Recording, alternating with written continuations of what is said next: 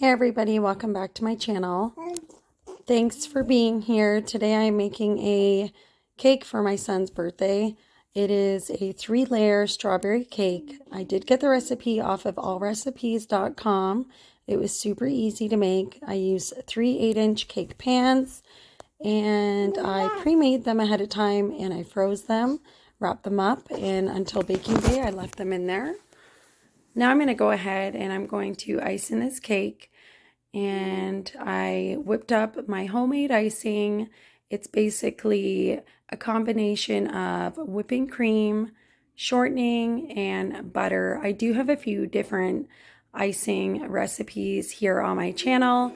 I don't think I have this exact one that I've been making recently. I think I will do a video of it soon, but it's very much bakery achievable icing. I love it so much. It's super soft, super delicious, but it's amazing. It's great for all kinds of cookies or cakes, etc.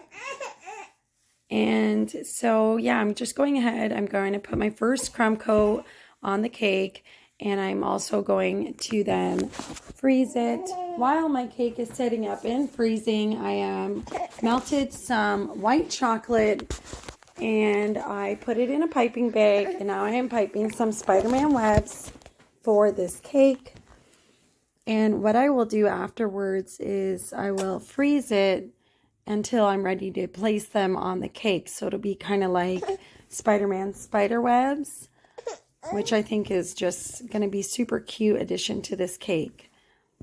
So I am a mom of 8 children, so I've been making cakes for like years, and it's fun because you don't need to be overwhelmed if you just want to put together something for your children, and you know, they're not going to worry if it's not perfect. So just do the best you can. So I'm putting on another coat of icing on the cake now, and I'm going to smooth it all out. For this cake, I did grab some edible image. It is a wafer paper edible image, and I also got wafer paper edible cupcake images, and those will go on the cupcakes because I'm as well making 24 cupcakes to go along with this cake. I usually go with icing paper, but I ended up going with wafer paper this time. That was me icing the cupcakes. What I used for the tip is a 1M Wilton tip. Here I am putting on the ganache. Basically, I bought a few bricks of white chocolate, chopped them up, put them in the microwave until they were nice and warm, kept stirring the bowl. After they were all completely melted, I then added in about 1/4 of a cup of whipping cream to the white chocolate to make this ganache, and I added in my food coloring at the end as well to make this ganache. So it's basically melting chocolate and then adding in some whipping cream and then your food dye, and that's how you can get a pretty decent ganache. I had some trouble with this wafer paper. Usually I do go with icing paper, but by accident I ordered the wafer paper. You can find these images for super affordable on eBay. That's where I get mine.